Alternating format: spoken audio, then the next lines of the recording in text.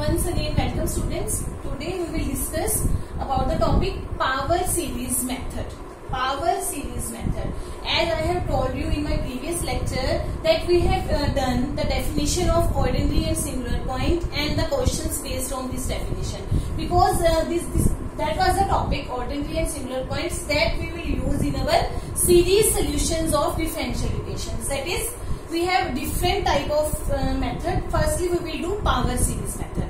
But what is power series method? I have just firstly tell you about the power series method. That power series method is what method? This can only be applied when we have ordinary points.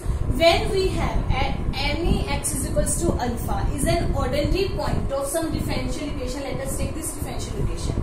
If x is equals to alpha is an ordinary point of this equation, then we can express this equation in power series about that point alpha. So what is it is existence theorem. You have to just take the definition of existence theorem. That what is the statement of existence theorem? That power series method can only be applied when we will apply this method the point where we will when we will expand some series, some function in power in solution.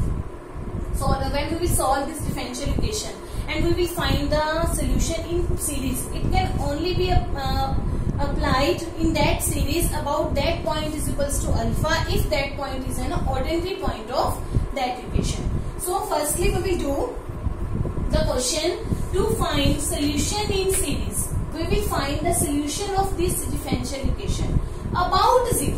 I am telling you that we will find the solution of differential equation, but the solution we will find in some series. That we will do power series method, Frobenius method, etc. But we can apply the power series method only when we will find the solution in series, because when we will find the solution in series, it will only be about some point. So firstly we are doing the type 1 to find solution in series about 0. That is about 0, ordinary point. We are doing the questions of type 1 when we will find the solution in series, because we are doing power series method. Power series method can only be applied for ordinary points. But we are doing type 1 where ordinary point is 0. 0 is an ordinary point. Then we will apply this method. So solve this equation 1 minus x square d2y by dx square plus 2y is equals to 0. Name it as equation number 1.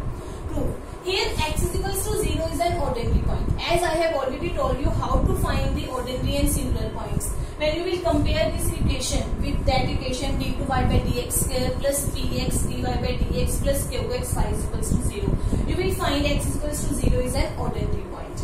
I will not solve you that x is equals to an ordinary point, because I have already told you in my previous lecture. You can solve it here. That you have to solve in exams that x is equals to 0 is an ordinary point. Therefore, solution in series exists. This is the main line. Because power series method can only be applied about some point when this point should be an ordinary point. Here 0 is an ordinary point. So solution in series about point 0 can exist. So what is the step 1 of this method? Firstly you have to choose. You have to take this. Y is equals to a naught plus a1x plus a2x square plus a3x cube plus a4x square up to so on. Be a solution of equation 1. We are taking this is a solution of 1. Name it as this. Name this equation as equation number 2. We are supposing this is the solution of equation 1. Here we are taking power series. It is a power series because power series what? A naught plus a1. If we are taking about the point origin, x, only x is here. If you are taking about the point 3, it should be x minus 3. Here should be x minus 3 square. Here should be x minus 3 cube. So it is about point origin. So we are taking this solution. Now you have to find dy by dx. It is very easy. Derivative you have to find. You will get this becomes 0, constant term. Here you will get a1 2a2x plus 3a3x square plus 4a4x cube 5a5x4. It is very easy to find the derivative of x5, x4, x cube, so on. Now again derivative, we will get d2y by dx square 2a2, here 6a3x 12a, this is the second derivative. Now put these two terms in equation 1. Equation 1, step 2 is what? Put in equation number 1. But here we don't have We don't have a dy by dx, so we will just substitute the value of d2y by dx square. Then you will get 1 minus x square. You will substitute the value of d2y by dx square. You can go up to 5-6 terms only, because after that you can say so on. And put the value of y here. Now step third is what? Equating to 0 the various powers of x. You know, on right hand side we have 0. So when you will compare the coefficients, you know how to compare the coefficients? That we have to firstly take the constant term is equals to 0, because 0 means 0 plus 0x plus 0x square plus 0x cube means all coefficients are 0. So we will take all the coefficients and we will take it to 0. Now here constant term, from where will one term is multiplied with 2a2. The constant term only we get from here 2a2. And here it is constant term 2a0. So constant term is 2 is common, a2 plus a0 is equals to 0. Then a2 is what? Minus a0. So we are getting the value of a2, that is minus a0. Now again come to the, we have done for the constant term, then we will do x raised to power 1. Now when we will get x raised to power 1, you don't have to multiply this term with full these terms. You can simply see. When you will multiply with 1 with 6a3, you will definitely get 6a3. And x, the only coefficient of x is there. And here is 2a1. So what is this? 2 common 3a3 plus a1. Because we have the coefficient 6a3 plus 2a1. This was the, because we have taken 2 common. So 3a3 plus a1 is equals to 0. From here you get a3 is equals to minus a1 upon 3. Now again we will compare the coefficient of x square. Now here the coefficient of x square can how become? It's from here you will get 12. I will solve it for you. Here you will get 12 a4 x square coefficient. You can get the coefficient from there also, because when x square is multiplied with this, you will get the coefficient of x square from this also. You will get minus 2a2. Minus 2a2. Okay, and here you will get plus 2a2. Equal to 0. This is cancelled out, so a4 becomes 0. We have taken the coefficients of x square only, so a4 becomes 0. Okay students, similarly when you will compare the next coefficient, that is x raised to power 3, you will get a5 is equals to this 4 upon 20 a3.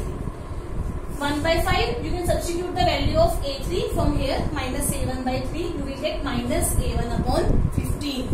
By going, you can leave it there. You can now put the values in equation number 2, because you have got the value of a2, a3, a4, a5. This is sufficient. Now you can substitute the values in equation number 2.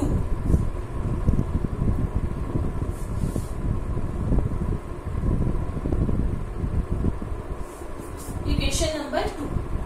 What is equation number 2? We substitute the values here. You will get y is equals to a0 is a0, a1 is a0. What is a2? Minus a0 x square. What is a3? Minus a1 upon 3 x cube. What is a4? a4 becomes 0. a5 is minus a1 upon 15 x5 up to so on. Here you will see, you will get the terms in terms of a0 and a1 only, because when you will find the value of a6, it will again come in the value of any one of these. So you will get and all values in terms of a0 and a1. So you can take common. a0 is common, 1 minus x square up to so on. And when you will get a1, 1 minus 1 by 3 x cube minus 1 by 15 x5 up to so on. This is the answer. This is the answer of the differential equation 1. We have solved it. We will get the values in terms of a0 and a1. All odd terms we are getting there, and all even terms we are getting this. So this is the solution. We have expressed the solution of this differential equation in series form about the point origin, because 0 is an ordinary point and we have solved this equation about the point origin. Okay students, we will do next questions and next types of power series method in our next lecture. I will solve you some question. I will give you some question that you will do about the ordinary and singular point. Show that